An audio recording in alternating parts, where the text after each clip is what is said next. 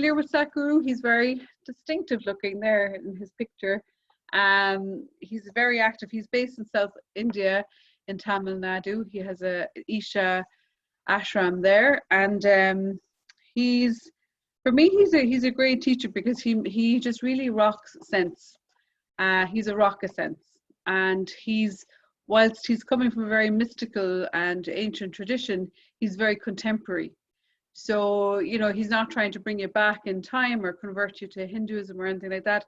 He's really looking at how we can become the best version of being human during these times, especially during these challenging times. So a short part about Sadhguru was he was a diehard skeptic. He never studied anything. He never read anything. He had no aspirations for becoming a mystic in his own world. He was always asking a lot of questions, and he was very connected with nature as a child. And you know, he wasn't that interested in education, although he did do a degree, much, you know, under the duress of his family. But he became a successful businessman with a very strong sense of adventure. And then what happened to him back in 1982 was he innocently rode his motorcycle up what he calls Chamundi Hill and sat on a rock because he was having challenges in his love life, and he used to sit on this rock, you know, to think through his solutions. And he went into like a spontaneous ecstatic state, and which was the start of his, let's call it, unfolding. So, you know, I suppose he didn't ask for this. It's just something that's kind of come to him in his life. And in the first part of this book, the first chapter is called "The Way Out Is In," and I think the way he applies some of the yogic theories and ideas is very simply put, and it's very, very easy to apply to ourselves. So like what he says very simply is like, when we're feeling really pleasant within ourselves, we can be more pleasant for the people that we meet, you know, that are to everything around us and everyone around us. So we just become more pleasant human beings. So inner engineering talks about that, engineering your inner world to really develop that sense of pleasantness, so that we can operate from that place as opposed to operating from fear and anxiety and, you know, scarcity and, you know, all these other more negative emotions. So the practice that we do, like meditation, is a really profound opportunity to dive inward and connect to that part, to the source, like we learned from Sarah's book, that source of our happiness, or the source of our peace, or the source of our love, or our generosity, or whatever it is we're feeling. So what happens when we become more pleasant is we also gain more clarity, because we start to calm ourselves down, as a lot of people have shared already on these calls. But really what happens is you're starting to allow your thoughts and emotions take their instruction from the inside, as opposed to taking their instruction from outside of yourself. You know, the work is an inside job, technically. And the whole source of our experiences are within us.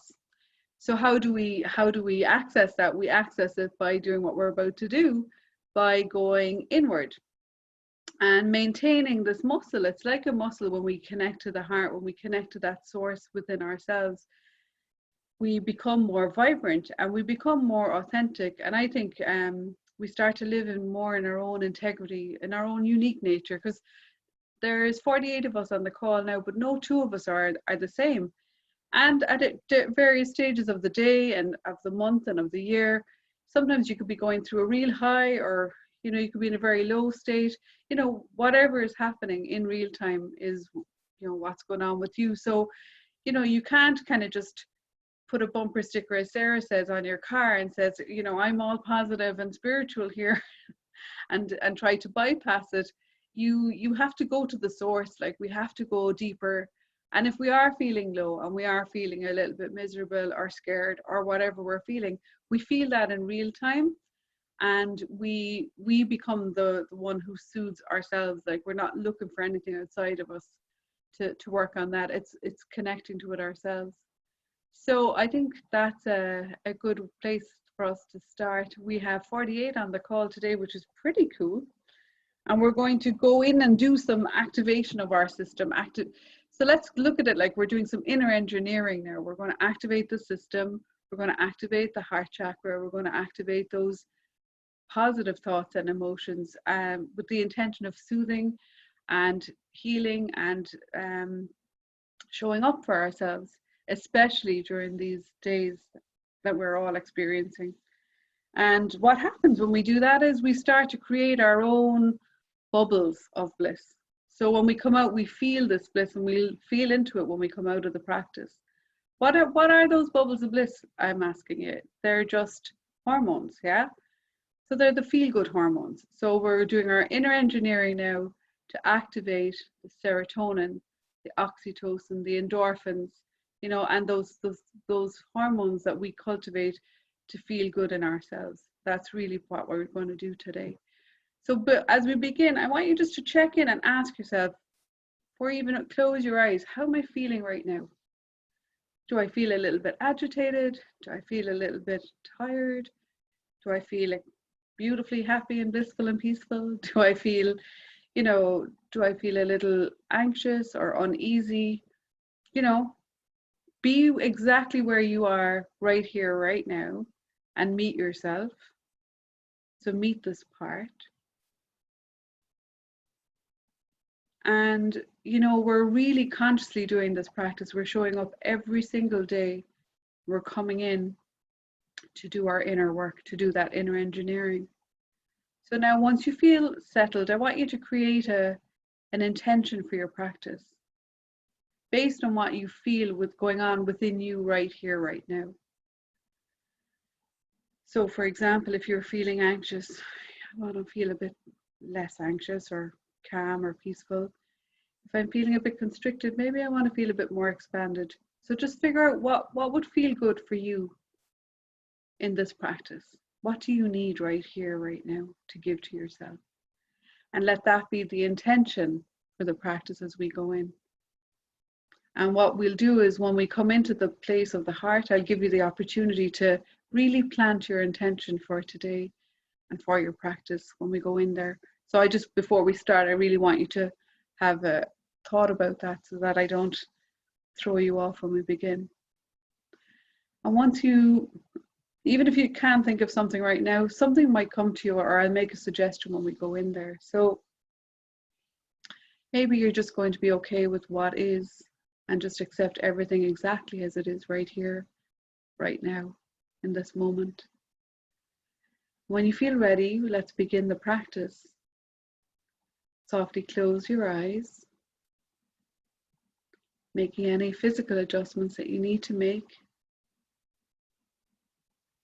And just feel yourself settling down just by your very attention of coming here and beginning.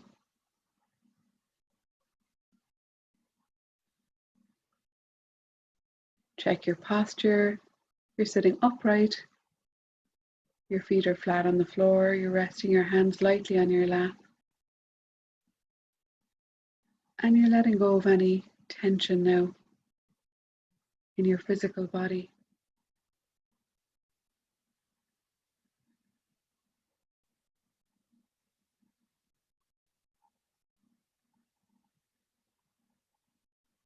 And then become aware of the sounds in the environment. Remembering that sound is never a barrier to meditation. We welcome all the sounds far away, and the sounds nearest to us.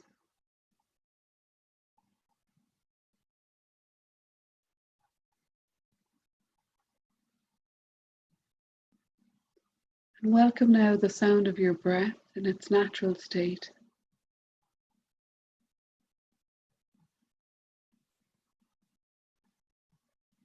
Feel the breath. Is it warm or cool?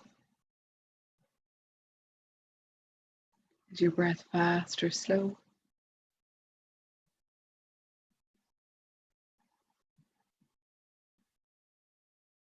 Is your breath loud or quiet?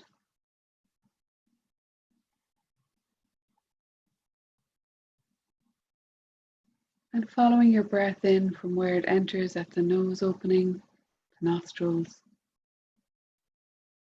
Follow the breath all the way in now and start to move your attention inward.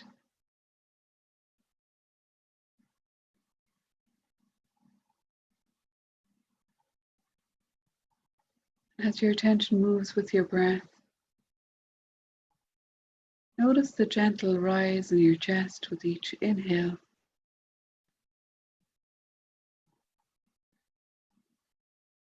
And again, notice the contraction with each exhale.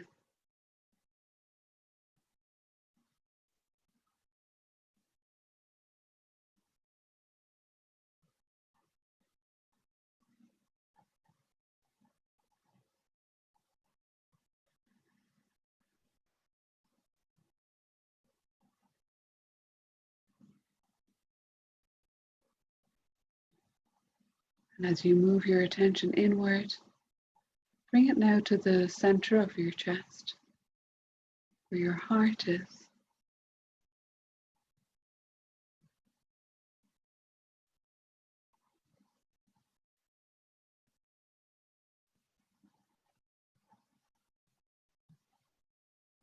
Feel the heart located and protected near the lungs and the rib cage.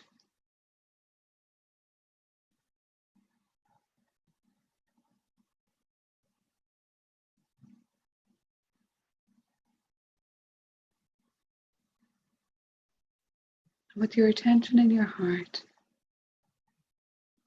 bring into your awareness now your intention for this practice. So we'll use it like a positive affirmation, whatever it is you'd like to fulfill. Beginning with I am. So we repeat the intention as if it's already manifest. It's in a short, positive, and present moment statement. So whatever you'd like to feel or experience now, I am love, peace, calm, safe, protected, healthy. Anything that you'd like to see fulfilled. Just choose whatever feels like a good fit for you.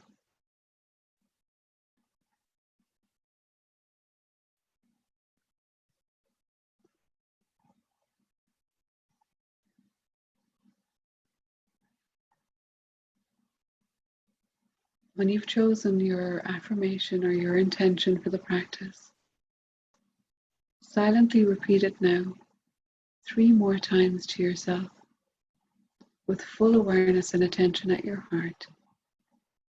I am peace. I am safe.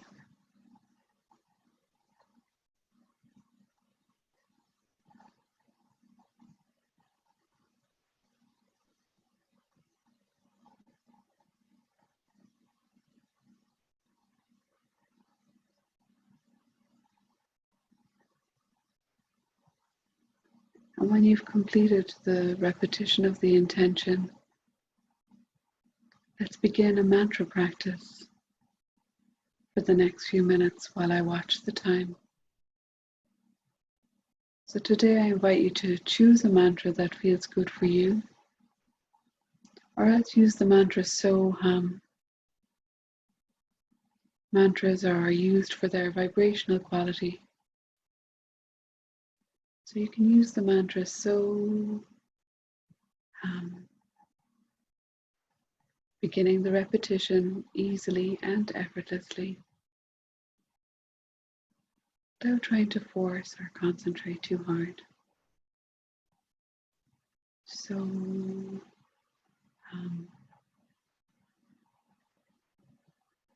So hum.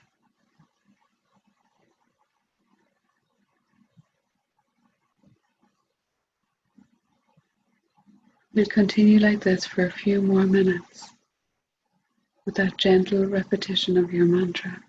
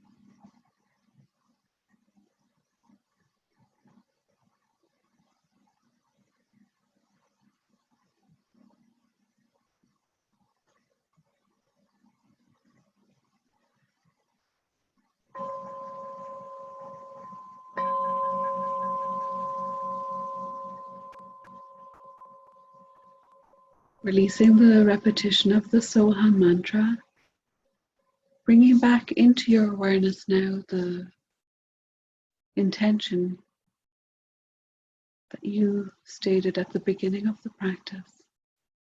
That short, positive, present moment statement of what you want to fulfill. And again, repeat this statement 3 times silently to yourself now in this state of receptivity with your attention and your heart. I am peace. I am safe. Whatever it is you wish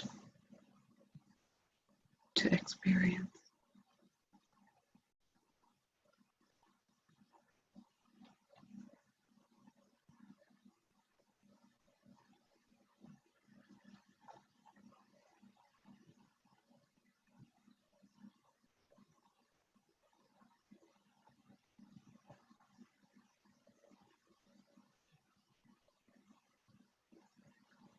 When you've completed that part of the practice, just sit and bathe and bask in your own stillness and silence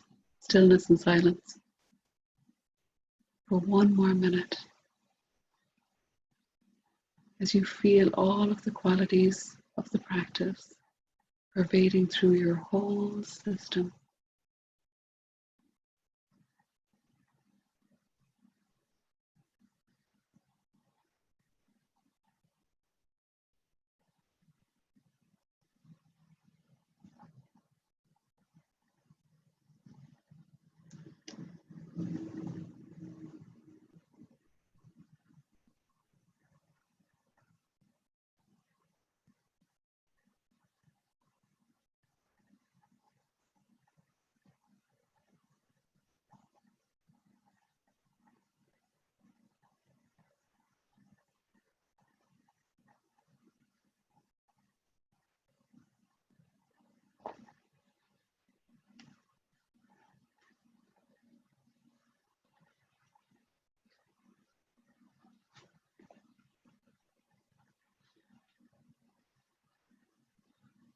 And as we begin to draw the practice to a close, remember that this is an endless journey. And when we turn inward, in any one moment, everything can change. In that one moment, you're no longer in the pursuit of anything anymore. And you become the full expression of who you are, taking care of what you want